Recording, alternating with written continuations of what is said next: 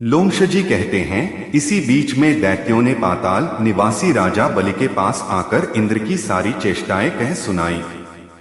उनकी यह बात सुनकर उदार बुद्धि वाले विरोचन पुत्र बलि ने शुक्राचार्य से पूछा, भगवान इंद्र किस प्रकार हमारे अधीन हो सकते हैं? शुक्राचार्य ने उत्तर दिया, दैत्यराज, तुम विश्वजित नामक यज्ञ करो। यज्ञ के बिना कार्य सिद्ध नहीं होगा। ऐसा ही करूंगा, यूं कहकर उनकी आज्ञा शिरोधार्य करने के पश्चात दैत्यराज बलि ने यज्ञ करने का विचार किया। बलि का हृदय बड़ा उदार था। उन्होंने यज्ञ के लिए जो जो पदार्थ आवश्यक थे उन सबका प्रयत्न पूर्वक संग्रह किया। महामना शुक्र ने वह महायज्ञ आरंभ कराया। यज्ञ की दीक्षा लेकर राजा बलि ने अग्निदेव को हविष्य से तृप्त किया। विधिपूर्वक यज्ञ कर्म द्वारा जब अग्निदेव को आहुति दी जा रही थी, उसी समय अग्नि में से बड़ा ही अद्भुत रथ प्रकट हुआ। उसमें 4 घोड़े जुटे हुए थे, अनेक ध्वज फहरा रहे थे। वह महान कांतिमान रथ भांति भांति के शस्त्रों से संयुक्त और अनेकानेक अस्त्रों से अलंकृत था। रथ प्रकट होने के पश्चात शुक्राचार्य की आज्ञा लेकर बलि ने अवभृत स्नान किया। फिर उस रथ की पूजा करके राजा बलि उस पर आरूढ़ हुए और दैत्यों की सेना साथ लेकर इंद्र से युद्ध करने के लिए तत्काल ही स्वर्गलोक में जा पहुंचे। देवपुरी को दैत्यों द्वारा घिरी हुई देख वे श्रेष्ठ देवता बहुत देर तक परस्पर विचार करके बृहस्पति जी से बोले, महाभाग, अब हम क्या करें? दैत्यों के प्रधान वीर युद्ध की इच्छा से यहाँ आ पहुंचे हैं। उनकी बात सुनकर बृहस्पति जी ने कहा, देवताओं, ये दैत्य लोग अभी अभी यज्ञ समाप्त करके शुक्राचार्य की आज्ञा लेकर यहाँ आए हैं। ये सभी इस समय तपस्या और पराक्रम के द्वारा अजेय हैं। गुरु का यह वचन सुनकर संपूर्ण देवता लज्जित हो गए। इंद्र की भी बुद्धि काम नहीं दे रही थी। वे गुरु की फटकार पाकर लज्जायुक्त और चिंतामग्न हो गए। सब देवता भय से व्याकुल हो कश्यप जी के पवित्र आश्रम पर गए। वहां उन सब ने माता अदिति से दैत्यों की सारी चेष्टाएं कह सुनाई। वह अप्रिय समाचार सुनकर पुत्रवत्सला अदिति ने कश्यप जी से कहा, महर्षि, देवताओं पर बड़ी भारी विपत्ति आई है। मेरी बात सुने और सुनकर उसके लिए कोई उपाय करें। प्रजापते देवता अमरावती छोड़कर आपके आश्रम में आए हैं। आप उनकी रक्षा करें। अदिति की बात सुनकर कश्यप ने कहा, भामिनी, इस समय असुरों का क्षय बड़ी भारी तपस्या के द्वारा ही हो सकता है। देवताओं की कार्य सिद्धि बहुत शीघ्र नहीं हो सकती। महाभागे, मैं तुम्हारे मनोरथ की सिद्धि के लिए यह व्रत बतला रहा हूं। शुभे, इसे प्रयत्न पूर्वक शास्त्रोक्त विधि के अनुसार करो। देवी भाद्रपद मास में दशमी तिथि को मनुष्य संयम नियम के साथ पवित्रता पूर्वक रहकर भगवान विष्णु की प्रसन्नता के लिए एक भुक्त व्रत करे, एक ही बार भोजन करे। सुंदरी, भगवत भक्तों को चाहिए कि वे संपूर्ण मनोवांछित वरों के ईश्वर साक्षात श्रीहरि की प्रार्थना करें। प्रार्थना का मंत्र इस प्रकार है, तब भक्तोस्मेहे नाथ दशम्यादि दिनत्रयम् व्रतन चरामे है विष्णु अनुज्ञा दातुमर्हसि हे नाथ। मैं आपका भक्त हूं और दशमी से लेकर 3 दिन तक व्रत करना चाहता हूं। विष्णु, इसके लिए आप आज्ञा दें। इसी मंत्र से जगदीश्वर श्रीहरि की प्रार्थना करनी चाहिए। एक ही बार भोजन करे। वह एक बार का भोजन भी केले के पत्ते में ही ग्रहण करना चाहिए। उस भोजन में नमक वर्जित है। व्रती पुरुष एकादशी तिथि को यत्न पूर्वक उपवास करे और रात्रि काल में विशेष चेष्टा करके जागता रहे। फिर द्वादशी तिथि में विधि पूर्वक भली भांति उत्तम ब्राह्मणों को भोजन कराकर कुटुंबीजनों के साथ पारण करे। इस प्रकार 12 महीनों तक प्रतिमास आलस्य छोड़कर इस व्रत का अनुष्ठान करे। वर्ष के अंत में पुनः भाद्रपद मास आने पर एकादशी को अपनी शक्ति के अनुसार सोने या चांदी की विष्णु प्रतिमा बनाकर उसे कलश पर स्थापित करे। उसी में यत्न पूर्वक भगवान विष्णु की पूजा करके व्रती पुरुष सब दोषों की शांति के लिए श्रवण नक्षत्र युक्त पापनाशिनी द्वादशी तिथि को उपवास करे। महाभागे, इस प्रकार तुम इस कल्याणमय व्रत का अनुष्ठान करो। पतिव्रता अदिति ने देवताओं की कार्य सिद्धि के लिए पूर्ण एकाग्रता के साथ कश्यप जी के बताए हुए उस व्रत का पालन किया। 1 वर्ष तक इस प्रकार व्रत करने से भगवान श्रीहरि संतुष्ट हो गए। ब्राह्मणों, लोमश जी कहते हैं, उस समय श्रवण नक्षत्र युक्त द्वादशी तिथि को भगवान का वामन रूप में प्रादुर्भाव हुआ। की सारी चेष्टाएं वे ब्रह्मचारी बालक का रूप उनकी यह बात परम शोभायमान दिखाई देते थे। बुद्धि वाले विरोचन पुत्र उनके 2 भुजाएं चाली से कमल के समान खिले हुए सुंदर नेत्र थे। इस प्रकार हमारे उनके श्रीअंगों की कांति अलसी के फूल की भांति श्याम थी। तुम वनमाला से अलंकृत करो। यज्ञ के बिना कार्य से मध नहीं होगा। भगवान का इस रूप में दर्शन पाकर आश्चर्यचकित हो उठी आज्ञा शिरोधार्य करने उस समय उन्होंने कश्यप जी के साथ भगवान का इस प्रकार स्तवन किया। बलि का हृदय बड़ा परम कारण है, उन विश्वात्मा उन्होंने यज्ञ के लिए जो जना श्रीहरि को नमस्कार है उन सब नमस्कार है पूर्वक संग्रह किया। अनंत रूप श्रीहरि को नमस्कार है महायज्ञ आरंभ कराया। जिनका परम दीक्षा लेकर राजा बलि ने जो साक्षात परमेश्वर से तृप्त किया, उन भगवान को नमस्कार है। यज्ञ कर्म द्वारा जब अग्नि सच्चिदानंदमय पर जा रही थी, उसी समय अग्नि में से बड़ा तथा ज्ञानवान सबके आत्मा है। उसमें 4 घोड़े जुटे नमस्कार है। अनेक ध्वज फहरा रहे थे। कार्यकार महान कांतिमान स्वरूप सबसे श्रेष्ठ है। के शस्त्रों का बोध और अनेकानेक वस्त्रों से अलंकृत था। आपको बारंबार नमस्कार है। होने के पश्चात शुक्राचार्य की आज्ञा लेकर बलि ने अवधि पालन किया। भगवान विष्णु देव माता अदिति से बोले, जाकर राजा बलि उस पर तुम्हारी उत्कृष्ट तपस्या से सेना साथ कर इसी शरीर से देवताओं का कार्य सिद्धि स्वर्गलोक में जा पहुंचे। भगवान का वचन सुनकर दैत्यों द्वारा घिरी हुई देख वे श्रेष्ठ महाबली असुरों ने देवताओं को परास्त कर दिया है। बृहस्पति जी से बोले, जनार्दन, अब हम क्या करें? देवता आपकी शरण में आए हैं। प्रधान आप उन शरणार्थों की रक्षा करें से संतों के आश्रय तथा वैकुंठ धाम के स्वामी एकमात्र श्रीहरि ने अदिति की बात सुनकर तथा देवताओं और राजा बलि की सारी चेष्टाएं जानकर मन ही मन विचार किया कि आज मुझे कौन सा कार्य करना चाहिए। ये सभी इस समय तपस्या और पराक्रम के द्वारा अजय हैं। प्रधान का यह वचन सुनकर संपूर्ण देवता लज्जित हो गए। उधर बलि आदि असुरों की भी माही काम नहीं दे रही कि देवता नाना प्रकार के रूप धारण करके स्वर्ग से निकलकर कश्यप जी के आश्रम पर चले गए हैं। सब देवता भय से व्याकुल हो कश्यप जी के पवित्र आश्रम पर गए। बारी पर चढ़कर देवराज इंद्र ने माता अदिति की इच्छा से जो उसके भीतर प्रवेश किया, क्यों ही वह अप्रिय समाचार सुनकर पुत्रवत्सला अदिति ने कश्यप जी से शुक्राचार्य ने महाभिषेक की विधि से असुरों द्वारा घिरे हुए राजा बलि को इंद्र के सिंहासन पर अभिषेक कर दिया। उसके लिए कोई इस प्रकार स्वर्गलोक के राज्य पर प्रतिष्ठित हुए अमरावती मार्ग पर वहां के आश्रम में आए के द्वारा महेंद्र से भी अधिक शोभायमान की रक्षा करें। अदिति की ऋषि अप्सरा कश्यप ने कहा, किन्नर, नाग तथा असुर समुदाय असुरों का क्षय बड़ी भारी तपस्या के द्वारा ही हो सकता है। संपूर्ण प्राणियों में दान की दृष्टि से राजा बलि की सबसे बढ़कर नहीं हो सकती। यहाँ जिन जिन कामनाओं को प्राप्त करने की इच्छा करते, दानवराज बलि संपूर्ण याचकों को वही भी वस्तु प्रदान करते थे। इसे प्रयत्न पूर्वक शास्त्रोक्त विधि के अनुसार करो। देवराज इंद्र मास स्वर्ग में रहकर को मनुष्य संयम के साथ पवित्रता पूर्वक रहकर भगवान विष्णु की प्रसन्नता के लिए सब यथार्थ रूप से बतलाए। एक ही बार भोजन करे। लोमश जी बोले, ब्राह्मणों, इंद्र पहले जन्म में याज्ञिक रहे, संपूर्ण मनोवांछित वरों के उन्होंने 100 अश्वमेध यज्ञों का अनुष्ठान करके अमरावती का राज्य प्राप्त किया है। तब वे केवल भोगलोलुप रह गए हैं। वृद्धि फल पाने के पश्चात इंद्र में तृप्ति आ गई है। मैं आपका आज जो इंद्र है वह कभी कीड़ा हो सकता है तथा पहले का कीट इंद्र के रूप में उत्पन्न हो जाता है। इसके लिए आप आज्ञा दें। इस विषय में दान से बढ़कर इसी मंत्र से जगदीश्वर श्रीहरि की प्रार्थना करनी चाहिए। निष्काम दान से भोजन प्राप्त होता है और ज्ञान से एक बार का भोजन भी केले के संशय नहीं ग्रहण करना चाहिए।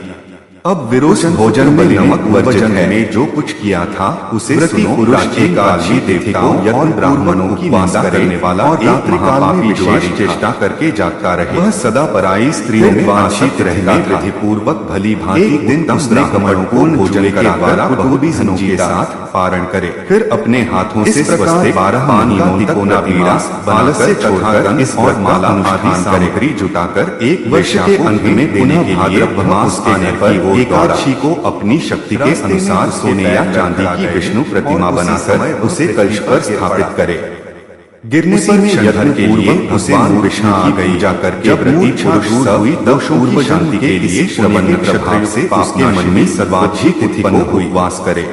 जुआरी महाभागे खेद एवं इस प्रकार तुम इस कल्याणमय व्रत का अनुष्ठान जुआरी होने पर भी उसने पृथ्वी पर पड़ी हुई गंध पुष्प आदि श्रेष्ठ सामग्री को भगवान शिव की सेवा में समर्पित कर दिया।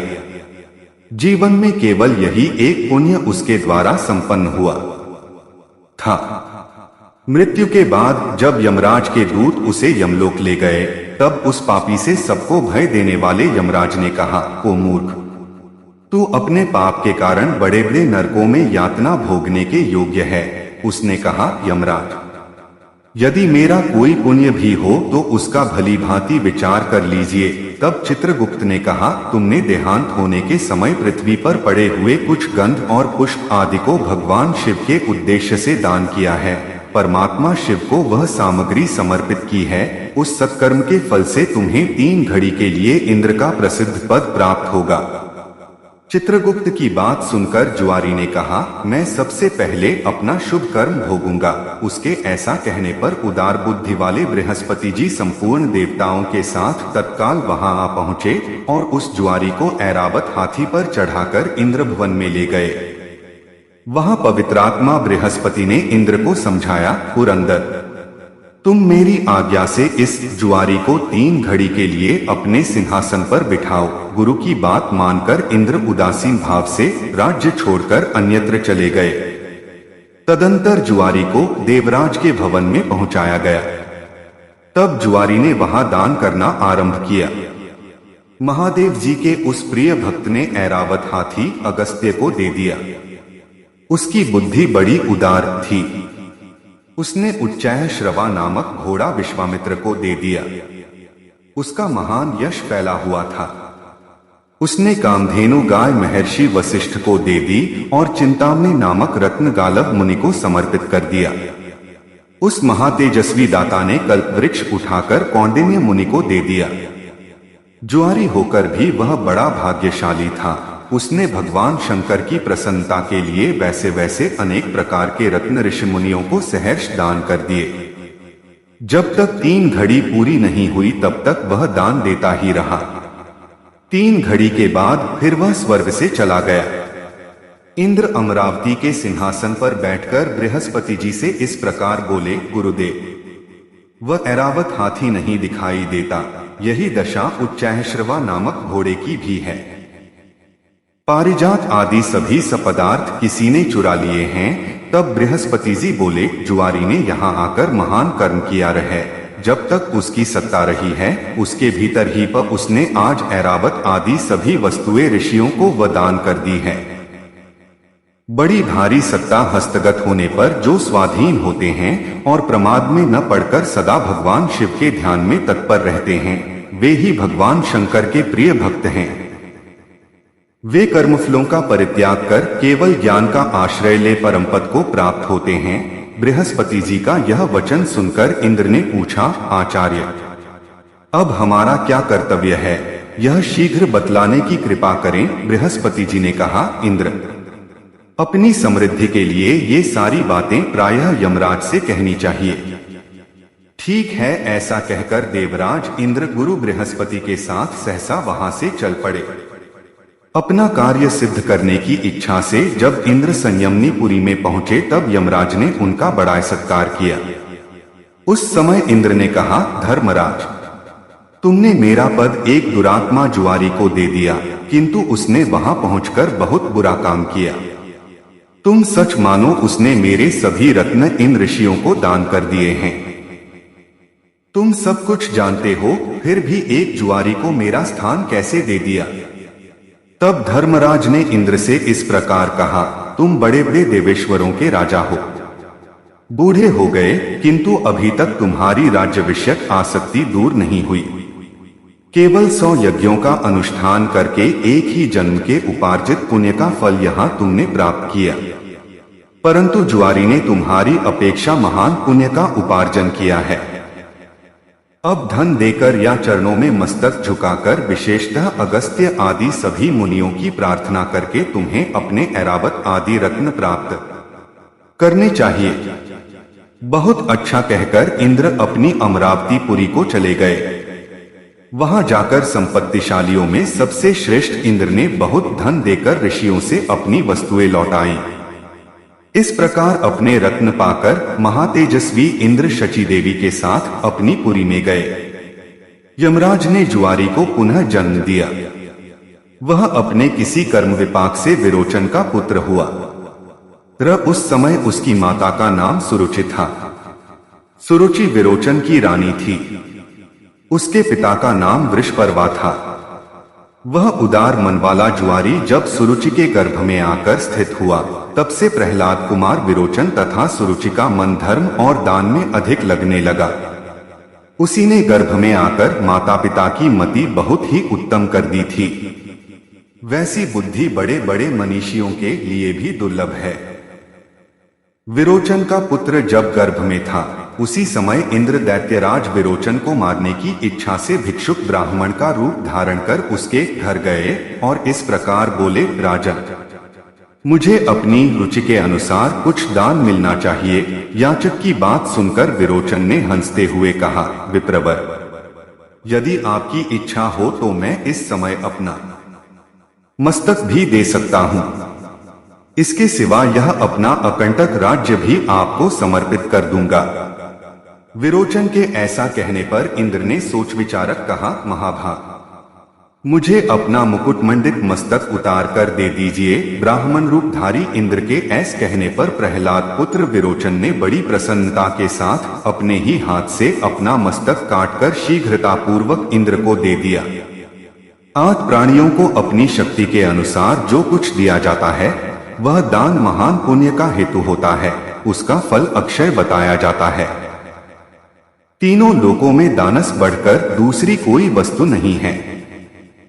विरोचन वह दान दैत्य, नरेंद्र तथा नागैन तीनों के लोकों में प्रसिद्ध हो गया। पूर्व जन्म का वह जुआर ही विरोचन का महातेजस्वी पुत्र हुआ। पितावे मरने पर जब उसका जन्म हो गया, तब उसक पतिव्रता माता ने अपना शरीर त्याग दिया और वह तत्काल पतिलोक को चली गई। शुक्राचार्य उसी पुत्र को पिता के सिंहासन पर अभिषिक्त किया भी महायशस्वी कुमार लोक में बलि के नाम से विख्यात हुआ। हम यह बात पहले ही बता आए हैं कि राजा बलि से त्रस्त होकर संपूर्ण महाबली देवता कश्यप जी के शुभाश्रम पर चले गए थे। देवपुरी में महायशस्वी बलि जब इंद्र के पद पर प्रतिष्ठित हुए, तब वे अपनी तपस्या से स्वयं ही सूर्य बनकर तपने लगे, स्वयं ही इंद्र, अग्नि और वायु का काम करने लगे। महात्मा बलि ने धर्मराज के न रहने पर भी धर्मलोक का संचालन किया। वे स्वयं ही ईशान होकर ईशान कोण में विराजमान हुए। वे ही नैऋत्य कोण और पश्चिम में क्रमशः निवृत्ति तथा वरुण हुए। राजा बलि ही उत्तर दिशा में धनाध्यक्ष कुबेर बनकर रहने लगे। इस प्रकार वे अकेले ही तीनों लोकों का पालन करते थे।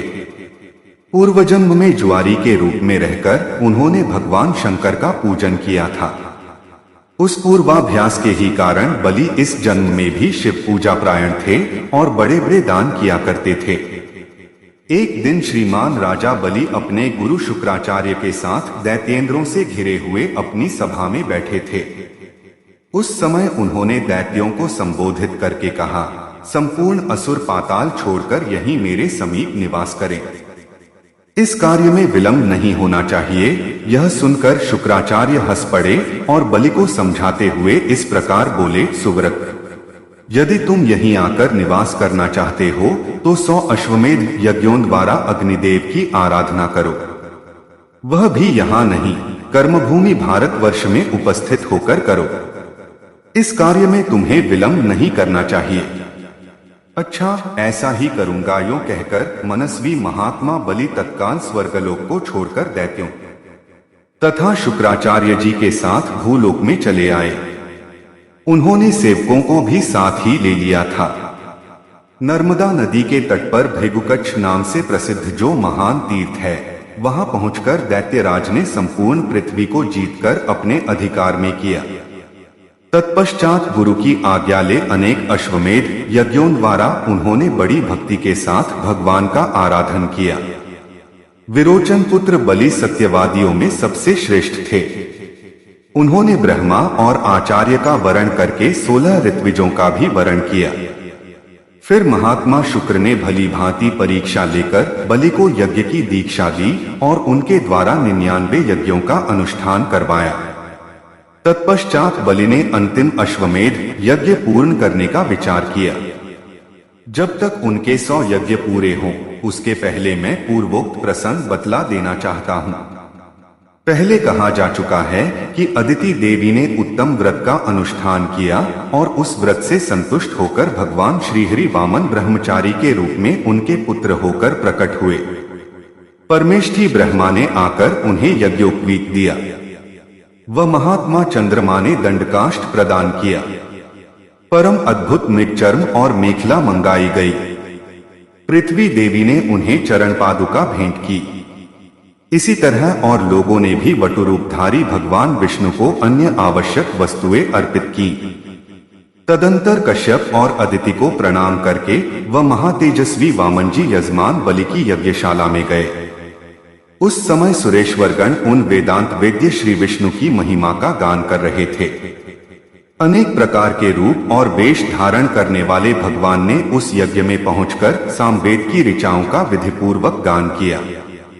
सामगान के अनंतर वे इस प्रकार बोले, राजन, दैत्यराज हिरण्यकशिपु के पुत्र प्रहलाद जी हुए, जो बड़े तेजस्वी, जितेंद्रिय तथा विष्णु भक्त वह हैं, जिन्होंने दैत्यराज की सभा में अतिशय तेजस्वी भगवान नृसिंह को प्रकट किया था। महाभाग, उन्हीं प्रहलाद जी के पुत्र तुम्हारे पिताजी थे, जो संसार में विरोचन के नाम से विख्यात हुए थे। उन महात्मा ने स्वयं ही अपना मस्तक दान करके इंद्र को संतुष्ट किया था। राजन, तुम उन्हीं महात्मा विरोचन के पुत्र हो। तुमने बड़े उत्तम यश का विस्तार किया है। तुम्हारे यशरूपी महान दीपक की ज्योति में संपूर्ण देवता पतंगों के समान दग्ध हो गए हैं। तुमने इंद्र को भी जीत लिया है, इसमें संशय नहीं है। सुव्रत, मैं तुम्हारे सब चरित्र सुन चुका हूं। तुम बड़े मनस्वी हो तथा तीनों लोकों में अधिक से अधिक दान करने वाले दाता के रूप में तुम्हारी ख्याति है। तथापि मेरे लिए तुम्हें 3 पग पृथ्वी देनी चाहिए। तब विरोचन कुमार बलि ने हंसकर कहा, महाभाग, मैं पर्वत, बड़े बड़े जंगल तथा संपूर्ण द्वीपों सहित समूची पृथ्वी तुम्हें दूंगा। तुम मेरी दी हुई इस भूमि को ग्रहण करो। वामन जी ने कहा, दैत्यराज, स्वयं चलते समय मेरे 3 पगों से जितनी पृथ्वी मापी जाए उतनी ही मुझे दीजिए। ब्रह्मचारी की बात सुनकर बलि ने हंसते हुए कहा, बहुत अच्छा, लीजिए। यों कहकर बलि ने कश्यप कुमार वामन जी का भली भांति पूजन किया। उस समय बड़े बड़े ऋषि तथा मुनीश्वर महातेजस्वी बलि के सौभाग्य की सराहना कर रहे थे। वामन जी का पूजन करके राजा बलि ज्यों ही उन्हें दान देने को उद्यत हुए, त्यों ही शुक्राचार्य ने उन्हें रोक दिया और कहा, दैत्यराज, ब्रह्मचारी के रूप में ये साक्षात विष्णु हैं। इन्हें तुम दान न देना। ये तो इंद्र का कार्य सिद्ध करने के लिए आए हैं और तुरंत तुम्हारे यज्ञ में विघ्न डाल रहे हैं। आथ अध्यात्म तत्व का प्रकाश करने वाले ये विष्णु तुम्हारे द्वारा इस समय पूजा पाने के योग्य नहीं हैं। इन्होंने ही पहले मोहिनी रूप धारण किया था। उस समय देवताओं को तो अमृत पिलाया और राहु को मार डाला। इन्होंने ही दैत्यों का संहार किया है और महाबली कालनेमी भी इन्हीं के हाथों मारा गया है। ये ही ईश्वर हैं और ये ही संपूर्ण विश्व के पालक हैं। महामते, अब तुम अपने मन से हित और अहित सबका विचार करके कोई काम करो। गुरु शुक्राचार्य के इस प्रकार समझाने पर राजा बलि ने हंसकर मेघगर्जना के समान गंभीर वाणी में कहा, गुरुदेव, जिन वाक्यों द्वारा आपने मुझे विचलित किया है वे सब मेरे हित की दृष्टि से ही कहे गए हैं। तथापि विचार दृष्टि से देखने पर आपके हितकारक वचन भी मेरे लिए अहितकारक ही होंगे।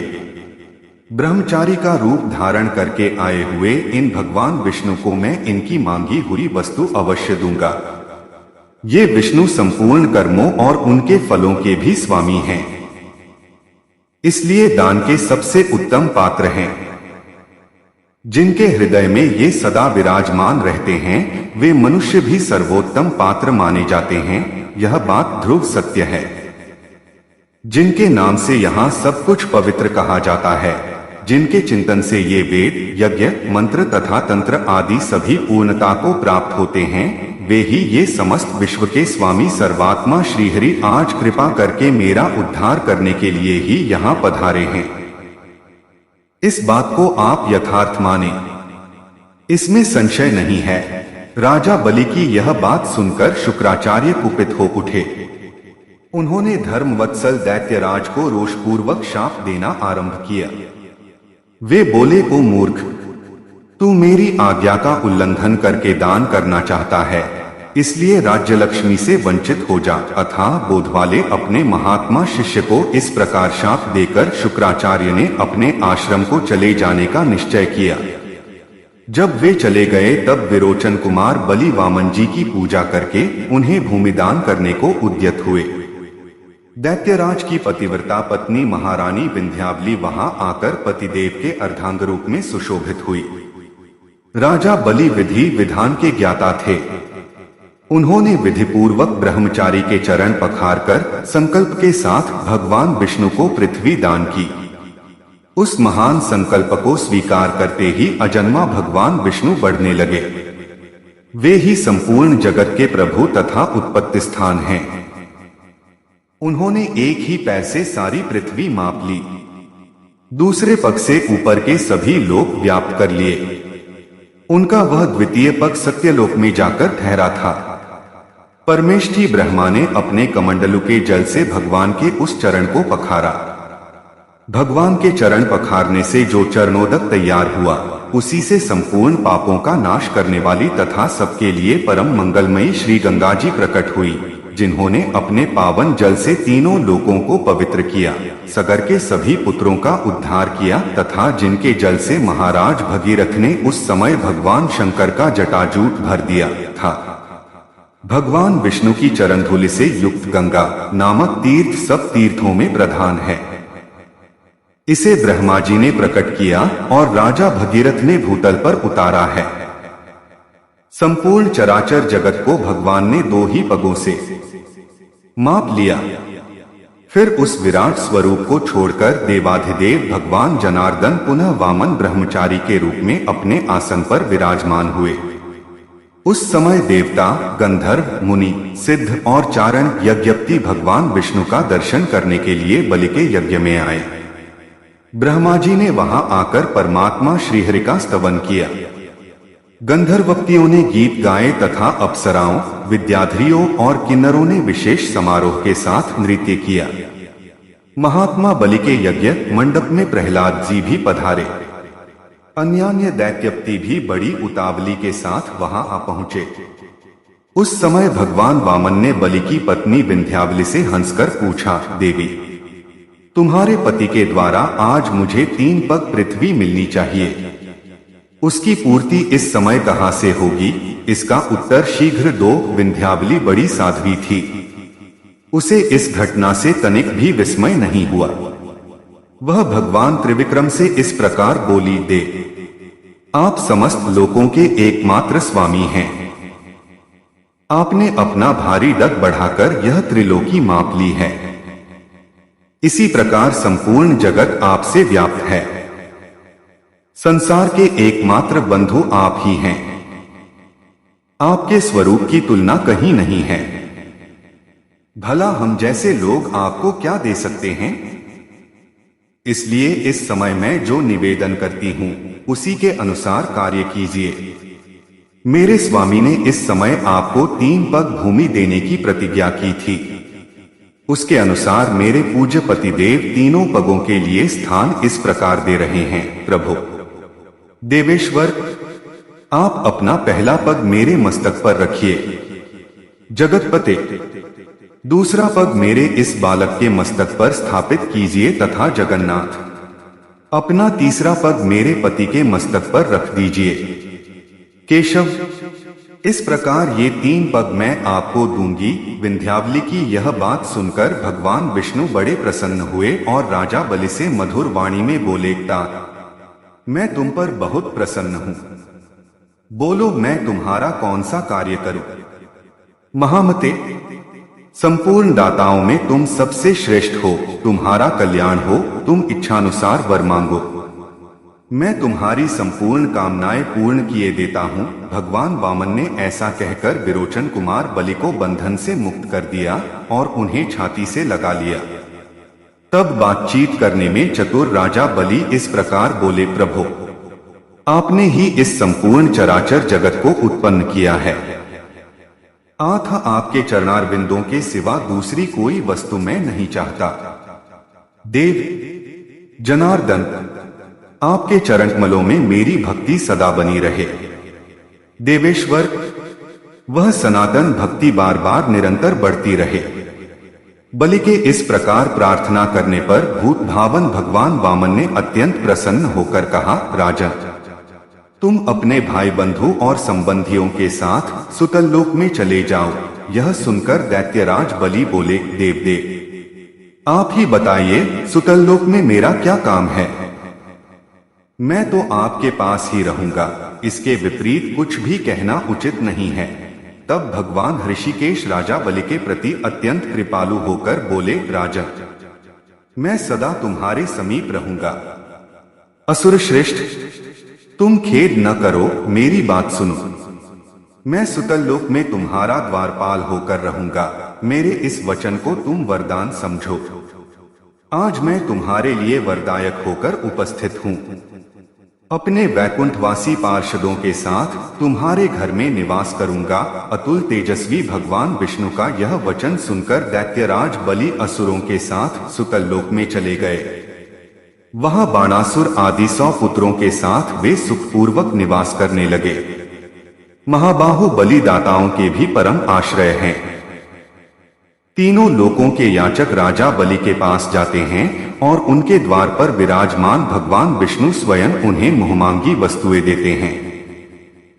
कोई भोग की कामना लेकर जाए या मोक्ष की, जिनकी जैसी रुचि होती है उसी के अनुसार उनको वह वस्तु वे समर्पित करते हैं। भगवान शंकर की कृपा से ही राजा बलि ऐसे महत्वशाली हुए हैं। पूर्व काल में ज्वारी के रूप में उन्होंने परमात्मा शिव के उद्देश्य से जो दान किया था उसी का यह फल है। अपवित्र भूमि में पहुंचकर गिरी हुई गंध, पुष्प आदि सामग्री को भी परमात्मा शिव की सेवा में समर्पित करके जब बलि ने इतनी उन्नति की, तब जो लोग श्रद्धा और भक्ति से महादेव जी की सेवा में गंध, पुष्प और जल अर्पण करते हैं, उनके लिए तो कहना ही क्या है। वे साक्षात भगवान शिव के समीप जाते हैं। ब्राह्मणों, भगवान शिव से बढ़कर दूसरा कोई पूजनीय देवता नहीं है। जो गूंगे हैं, अंधे हैं, पंगु और जड़ हैं तथा जाति भिष्कृत, चांडाल, श्वपच और अंत्यज हैं, वे भी यदि सदा भगवान शिव के भजन में तत्पर रहें तो परम गति को प्राप्त होते हैं। आठ संपूर्ण मनीषी पुरुषों के लिए भी भगवान शिव ही सदा पूजनीय हैं। पूजनीय ही नहीं, विद्वानों के द्वारा वे सदा चिंतनीय और वंदनीय भी हैं। परमार्थ तत्व के ज्ञाता पुरुष अपने हृदय में विराजमान भगवान महेश्वर का निरंतर चिंतन करते रहते हैं।